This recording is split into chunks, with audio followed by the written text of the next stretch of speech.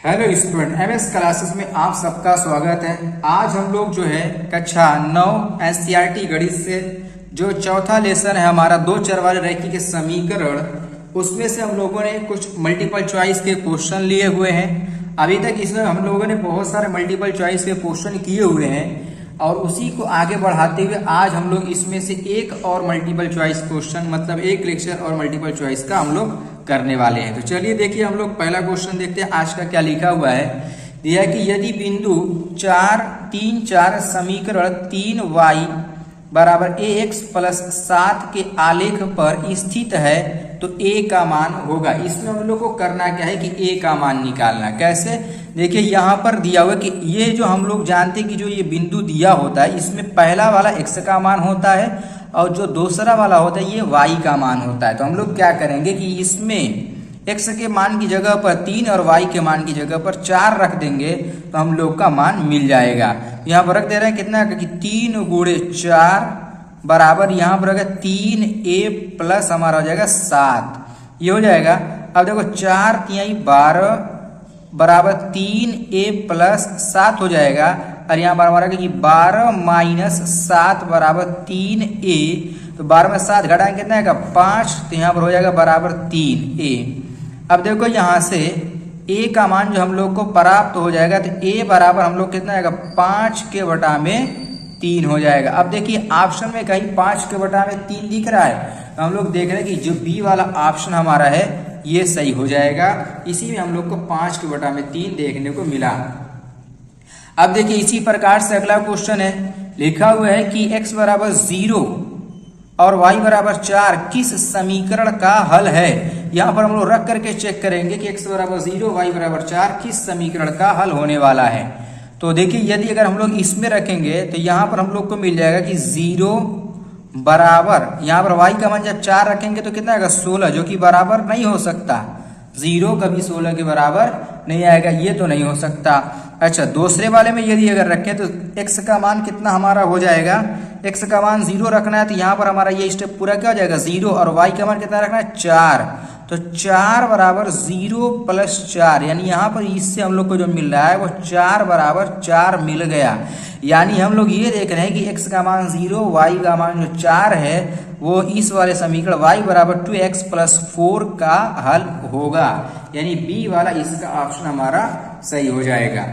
अब इसके बाद अगला क्वेश्चन हमारा क्या लिखा है कि दो चर वाले रैखिक समीकरण ax plus bx plus c बराबर 0 का आलेख। तो यदि हम यहाँ पर हम लोग ये देख रहे हैं कि इसका आलेख कैसा होगा कि एक घात का समीकरण है, रैखिक समीकरण है, यह हमेशा एक सरल रेखा में प्राप्त होता है। कैसा होगा, एक सरल रेखा, इससे इसका जो ग्राफ आएगा वो हमेशा एक सरल रेखा वाला ग्राफ बनेगा। देखिए अगला क्वेश्चन लिखा हुआ है कि क्या रैखिक समीकरण y बराबर 3x का आलेख मूल बिंदु से होकर जाएगा। इसमें बताना है कि ये मूल बिंदु से जाएगा या नहीं जाएगा, इस चीज को बताना है। हाँ नहीं में जवाब हम लोग को देना है। अब देखिए तो यहाँ पर हम लोग जानते हैं यदि अगर x का मान 0 y का मान 0 अगर रखेंगे तो x का मान 0 और y का मान 0 की किस कंडीशन में हो जाता है, तो ये हमारा मूल बिंदु से होकर ही जाएगा। इसका मान कुछ भी रख सकते हैं अपने मर्जी से। यहाँ पर तो 0 0 रखेंगे तो हमारा कहाँ से जाएगा, मूल बिंदु से जाएगा। यानी इसका जो आंसर आएगा वो हाँ कहलाएगा, ये वाला ऑप्शन इसका हो जाएगा। अब देखिए अगला क्वेश्चन हमारा क्या लिखा है कि क्या रैखिक समीकरण x प्लस y बराबर 4 का आलेख मूल बिंदु से होकर जाएगा। इसमें भी यही चीज पूछा है कि इसका आलेख मूल बिंदु से जाएगा कि नहीं जाएगा।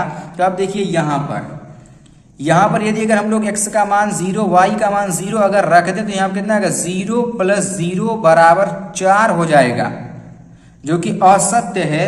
यानी 0 नॉट इक्वल टू 4 होता है, इक्वल टू 4 नहीं हो सकता है।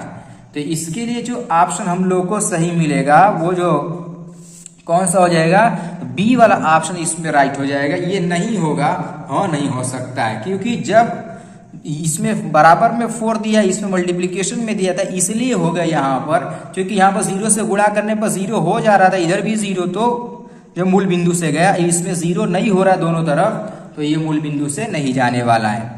अब देखिए अगला क्वेश्चन क्या लिखा है कि रेखा x बराबर 3 का आलेख किन बिंदुओं से गुजरता है।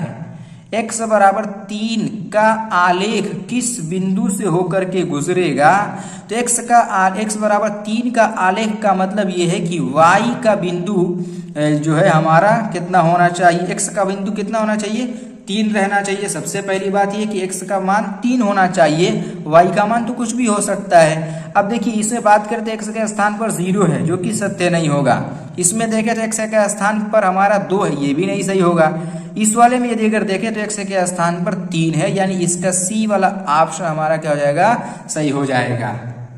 ठीक, अब देखिए इसके बाद वाला क्वेश्चन भी इसी प्रकार से पूछा हुआ है कि y बराबर 2 का आलेख किन बिंदुओं से गुजरेगा। इसका मतलब y के स्थान पर 2 होना चाहिए, ये चीज इसमें फिक्स कर दिया गया इसमें कि y के स्थान पर 2। अब यहाँ पर 0 है, ये तो होगा नहीं, x के स्थान पर 2 नहीं, y के स्थान पर 2 होना चाहिए। क्वेश्चन में लिखा हुआ है, इसमें 0 दिया, ये वाला नहीं ले सकते। अब देखो इसमें y के स्थान पर 2 है, इसमें 3 है, ये वाला भी नहीं होगा, ये वाला भी नहीं होगा, यानी ये हमारा क्या जाएगा, बी वाला ऑप्शन इसमें सही हो जाएगा। अब देखिए अगला क्वेश्चन क्या लिखा कि 2 चर वाले रैखिक समीकरण के हल होते हैं। 2 चर वाले रैखिक समीकरण के हल कितने होंगे, एक हल होगा या जो हमारा है कि 2 हल होगा या अनंत हल होगा या इसमें संभव नहीं है, क्या कह सकते हैं। तो जितना भी रैखिक समीकरण होता है, अभी हम लोगों ने ऊपर देखा जो रैखिक समीकरण होता है एक सरल रेखा देता है और इसका जो हल की बात करेंगे तो ये अनंत हल देता है, यानी इसको जो मन करे वो मान रखेंगे, जितना चाहेंगे उतना मान हमारा प्राप्त हो सकता है। अब देखिए अगला क्वेश्चन लिखा हुआ है कि रैखिक समीकरण 4x + 3y बराबर 12 का आलेख x अक्ष के किस बिंदु पर प्रतिच्छेद करेगा। x अक्ष के किस बिंदु पर प्रतिच्छेद करने के लिए क्वेश्चन ये कह रहा है। तो x अक्ष के किसी बिंदु पर यदि अगर प्रतिच्छेद करेगा तो y का बिंदु हमारा 0 हो जाएगा। पहली चीज तो ये नोटिस करना होगा कि x अक्ष पर कहा है तो y का बिंदु हमारा 0 हो जाएगा, यानी ये वाला और ये वाले में से कोई एक सही होगा, ये दोनों तो ऐसे ही गलत हो गया। अब चलिए इसको मान रख करके हम लोग यहाँ पर देखते हैं सत्य हो रहा है कि नहीं हो रहा है। अब यहाँ पर जब मान रखेंगे तो x का मान 4, तो 4 चौक को 16 और यहाँ पर 3 का गुणा करेंगे 0 में तो 0 बराबर 12, जो कि हमारा असत्य है। 16 12 के बराबर नहीं होगा, असत्य हो गया। 2 तो पहले ही गलत था, ये वाला भी हमारा गलत हो गया, यानी अब जो ये बचा है यही वाला हमारा ऑप्शन क्या हो जाएगा, सही हो जाएगा। आप रख करके चेक कर सकते हैं, x का मान 3 तो 4 3 12 और ये 3 हो जाएगा, 12 बराबर 12 हमारा सत्य हो जाएगा। अब देखिए अगला प्रश्न क्या लिखा है, रैखिक समीकरण 3x + 2y बराबर 6 का आलेख y अक्ष के किस बिंदु पर प्रतिच्छेद करेगा। ये y अक्ष किस बिंदु पर प्रतिच्छेद करने के लिए कह रहा है, तो इसमें x का मान हमारा क्या हो जाएगा, 0 हो जाएगा, यानी ये वाला और ये वाला तो हम लोग ले नहीं सकते। अब इन्हीं दोनों में से कोई पुष्टि करना चाहिए। तो चलिए पहला वाला हम लोग मान रख करके देख रहे हैं पुष्टि कर रहा है कि नहीं कर रहा है। हम लोग ये देख रहे हैं कि x का मान 0, तो यहाँ पर ये 0 हो गया और यहाँ पर प्लस 2 का मान 2 रखेंगे तो कितना है, यहाँ पर 4 और बराबर में 6, जो कि असत्य है। जब ये असत्य है तो हमारा कौन होगा, यही वाला सही हो सकता है। रख करके भी चेक कर सकते हैं, देखो यहाँ पर हमारा 0 हो जाएगा और यहाँ पर 3 दूनी 6 बराबर 6, जो कि हमारा क्या है, राइट आंसर है, यानी इसका सी वाला ऑप्शन हमारा क्या हो जाएगा, सही हो जाएगा। अब देखिए जो अगला प्रश्न है आज का जो हमारा ये इसके लिए लास्ट प्रश्न है, इस अभ्यास का भी लास्ट प्रश्न रहेगा। क्या लिखा हुआ है कि दिए गए आलेख किस समीकरण का है। जो हमारा ये आलेख दिया हुआ है ये किस समीकरण के लिए है, इसको हम लोग को बताना है। तो हम लोग कैसे इसको बताएंगे, तो हम लोग मान रख करके इसकी पुष्टि करेंगे। कैसे मान रखेंगे, देखो यहाँ पर दोनों मान रखने पर समीकरण हमारा संतुष्ट होना चाहिए। यहाँ पर 2 0 है, यहाँ पर 0 2 है।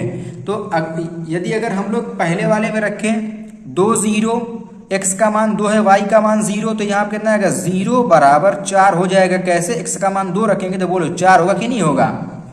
अच्छा ये मान इस वाले में यदि अगर रखें 0 2, x का मान 0 y का मान 2, तो यहाँ पर 2 बराबर 2 हो जाएगा।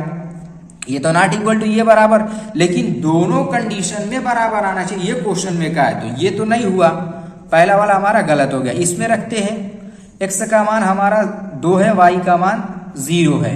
यहाँ पर 0 बराबर 0 तो हो जाएगा कि 0 बराबर 0 कैसे, जब 2 रखेंगे तो 2 प्लस और ये माइनस कट गया, 0 आ जाएगा। अच्छा, इसको रख करके देखते हैं, x का मान 0, y का मान 2। x का मान 0 रखेंगे तो ये 0, y का मान 2 हो गया और हमारा इधर कितना बच गया, -2, जो कि असत्य है, ये भी गलत हो गया हमारा। अच्छा, तीसरे वाले में रख करके देखते हैं। तीसरे वाले में यदि अगर हम लोग मान रखेंगे यहाँ पर, तो y का मान कितना हम लोग को रखना है, 0, और x का मान कितना रखना है, 2। तो जब 2 रखेंगे तो यहाँ पर -2 हो जाएगा, -2 और ये +2 कितना का 0 बराबर ये भी 0 हो गया। अब इसके बाद हम लोग ये वाला मान रखेंगे इसी में।